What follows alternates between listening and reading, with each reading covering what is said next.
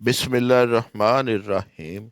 मरने के बाद लोग आपको ज्यादा याद नहीं करेंगे, ये सिर्फ चंद दिन है और फिर आप ऐसे भूले हुए लोगों में शामिल हो जाएंगे जैसे आप पैदा ही नहीं हुए थे।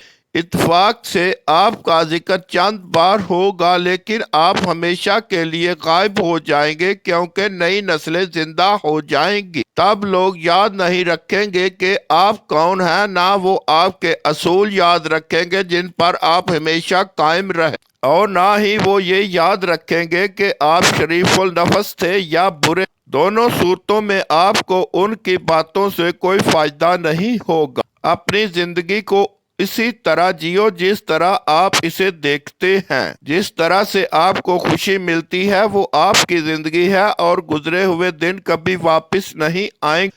अपनी जिंदगी इस तरह गुजारो जिस तरह तुम मुनासिब समझो। और मैं कहता हूँ 100 साल के बाद, मिसाल के तौर पर 2123 में, हम सब अपने रिश्तेदारों और दोस्तों के साथ जेरे जमीन होंगे।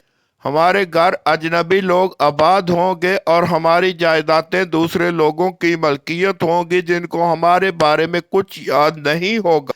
हमें जहन में आता है, मसलन किस के दादा, किस के जहन में आता, हम कुछ लोगों की यादों में एक लकीर बन कर रह जाएंगे और अपने नाम और सूरत भूल जाएंगे। और हम लोगों के अपने बारे में और अपनी जायदाद, अपने घर और अपने खानदान के मुस्तकबिल के बारे में इतनी देर तक क्यों सोचते हैं कि ये सब 100 साल बाद भी बेकार है। हमारा वजूद कायनात की जिंदगी में एक चमक के सिवा कुछ नहीं, तो पलक झपकते ही मिट जाएगा और हमारे बाद दर्जनों नस्लें आएंगी। हर नस्ल उजलत में दुनिया को अलविदा कह रही है और झंडा अगली को सौंप रही है। अपने ख्वाबों का 1/4 हिस्सा हासिल करने से पहले हमें इस दुनिया में अपने हकीकी साइज और इस कायनात में हमारा हकीकी वक्त मालूम हो जाएगा।